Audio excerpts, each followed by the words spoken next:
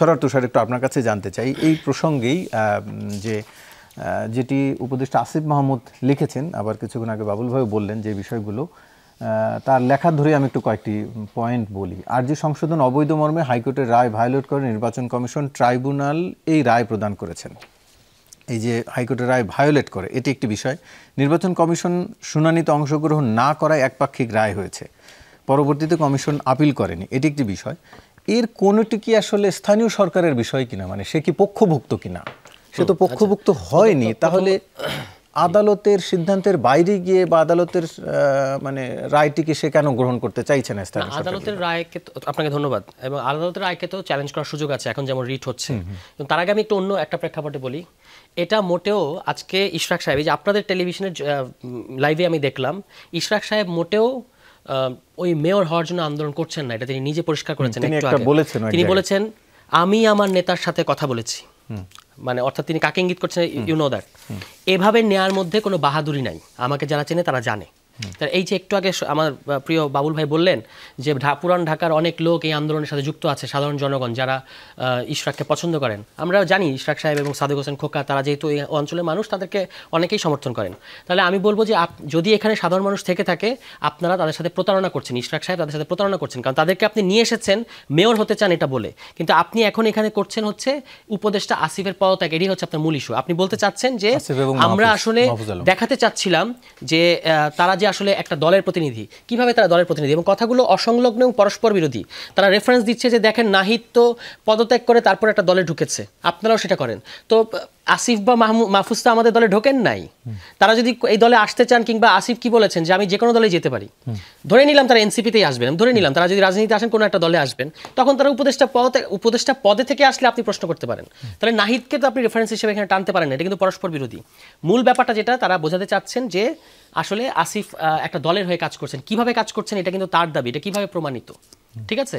ফলে উনি এইটা পুরো মুভমেন্টটা ইল মোটিভেটেড মুভমেন্ট, এবং এই মুভমেন্টের পেছনে উদ্দেশ্যটা হচ্ছে আসলে আসিফ মাহমুদের পদত্যাগ এবং মাহফুজের পদত্যাগ, এবং এই জন্যই তারা আরেকটা দলকে নামিয়েছেন। আমি সন্দেহ করি গণ অধিকার পরিষদকে, উত্তরের প্রশাসক দেখেন জঙ্গি ট্যাগ দেওয়া হচ্ছে, যেটা একটা আওয়ামী প্র্যাকটিস, এবং সেখানে আবার এনসিপিকে জড়ানো হচ্ছে। এজাজ সাহেবের সাথে এনসিপির কোনো সম্পর্ক নাই, তিনি এনসিপির কোনো পর্যায়ের কোনো নেতা না, কিন্তু একদিকে বলা হচ্ছে হিজবুত তাহরির, আবার আনা হচ্ছে এনসিপি প্রতিনিধি। তাহলে আপনি বোঝাতে চাচ্ছেন যে এনসিপির ভেতরে আসলে হিজবুত তাহরির আছে, যেটা আসলে ইন্ডিয়া চেষ্টা করলো মাহফুজকে ওই হিজবুত তাহরির প্রমাণ করার চেষ্টা করে। একই খেলাটা আমি নূরকে তো আমি চিনি, এটা নূরের মাথা থেকে আসে নাই, এই কাণ্ডটা অন্য কেউ করাচ্ছে। তাহলে এটা খুব গর্হিত কাজ তারা করছে, এই যে ট্যাগিং পলিটিক্সটা, আওয়ামী লীগের পলিটিক্স। এখন এখানে দেখেন, এই প্রসঙ্গে আমি একটু বলেও রাখি, হিজবুত তাহরিরের প্রসঙ্গে বেশ কিছু স্ক্রিনশট, তারপরে এজাজ সাহেবের তখনকার বিভিন্ন সময়ের মামলা, আদালতের বিভিন্ন রায়, সবকিছু তো ঘুরছে। তাহলে আপনি প্রমাণ করবেন, আপনি এর সাথে এনসিপিকে জড়াচ্ছেন কেন? আচ্ছা, এনসিপি প্রতিনিধি এটা বলার কারণ কি? আপনি তো একটা রাজনৈতিক দল, একটা ব্যক্তি বলছে সেটা আলাদা বিষয়, কিন্তু আপনি তো গণ অধিকার পরিষদ একটা রাজনৈতিক দল হয়ে তো আপনি এই কাজটা করতে পারেন না। কিন্তু যখন উপদেষ্টা, হ্যাঁ এনসিপি বলা যায় না তো, উপদেষ্টা আসিফ মাহমুদ যখন তাকে নিয়োগের জন্য সুপারিশ করেন, না যদি এটা সত্যি হয়ে থাকে যে এই জিনিসগুলো হাজির হয়েছে, তাহলে অবশ্যই এটা তো এমন তো না যে আসিফ এটা জানতেন। যদি এটা সত্যি হয়ে থাকে তাহলে সেটা এখন আপনি ব্যবস্থা নিতে পারবেন, ব্যবস্থা নেওয়ার তো কোনো অসুবিধা নেই। আর প্রশাসক তো চূড়ান্ত ব্যাপার না, আমরা তো বলেছি যে আপনি সিটি কর্পোরেশন নির্বাচনগুলো তো দেন, অন্তত আপনি 2টা সিটি কর্পোরেশন নির্বাচন দেন জাতীয় নির্বাচনের আগে, ঠিক আছে? এইটুকু তো দিতে কোনো সমস্যা নেই। প্রশ্নটা হচ্ছে কি, এখানে আরও বড় প্রশ্ন। আপনি দেখেন আজকে ঢাকা উত্তর সিটি কর্পোরেশন একটা অভিযোগ করেছে, কিন্তু গণ অধিকার পরিষদ একটা টেন্ডার চেয়েছে 16 কোটি টাকার, এটা না দেওয়াতেই তারা এই বিশৃঙ্খলাটা করছে, ঠিক আছে? এটা কিন্তু গণ অধিকারকে এখন প্রমাণ করতে হবে যে তারা মিথ্যা বলছে।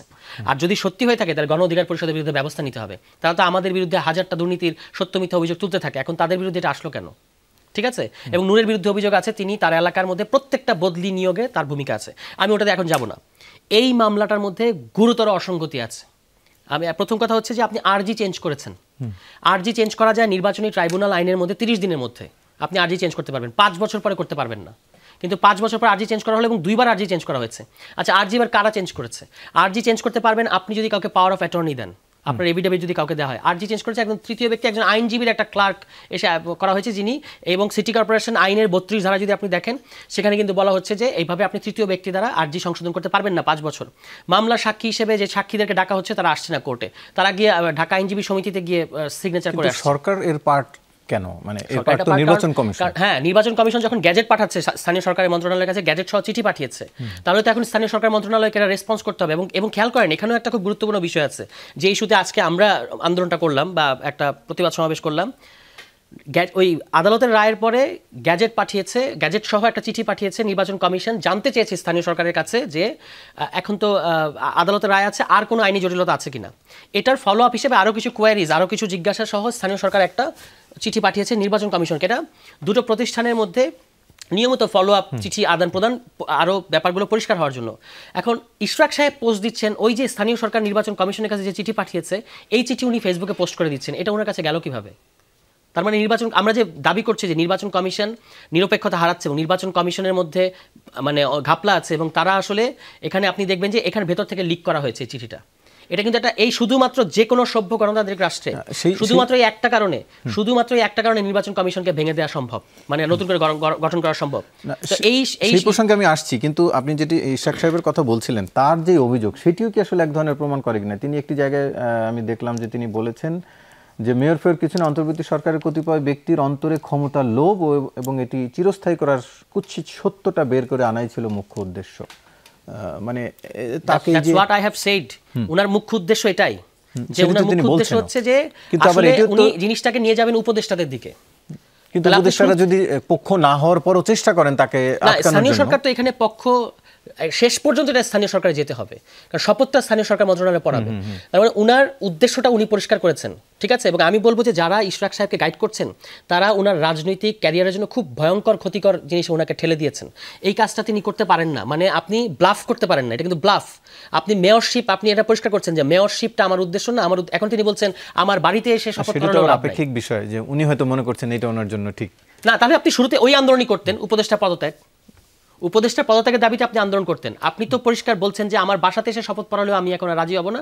ঘটনা হচ্ছে এই আপনি তাহলে জনগণ যদি আপনার সাথে এসে থাকে আপনি আপনার দাবি অনুযায়ী, তাহলে আপনি জনগণের সাথে প্রতারণা করছেন। আপনি জনগণকে যদি বলতেন যে উপদেষ্টার পদত্যাগের দাবিতে আমি আন্দোলন করছি, সেটা কিন্তু আপনি বলে আনেন নাই। তারপর আপনি দেখেন এখন যমুনায় আন্দোলন হচ্ছে, আমাদের ব্যাপারে বলা হলো যে যমুনায় খালি এনসিপি যায়, তো এখন উনি কিভাবে যাচ্ছেন? কিংবা এই যে সিটি কর্পোরেশন যে পানি দিচ্ছে তাদেরকে, হ্যাঁ আমাদেরকে পানি দেওয়া নিয়ে, আমাদের আন্দোলনে পানি দেওয়া নিয়ে কত কথা, তো এখন এখানে পানি দিচ্ছে কিভাবে? হ্যাঁ, দক্ষিণে পানি দিয়েছে, আমরা সেই ছবি দেখেছি।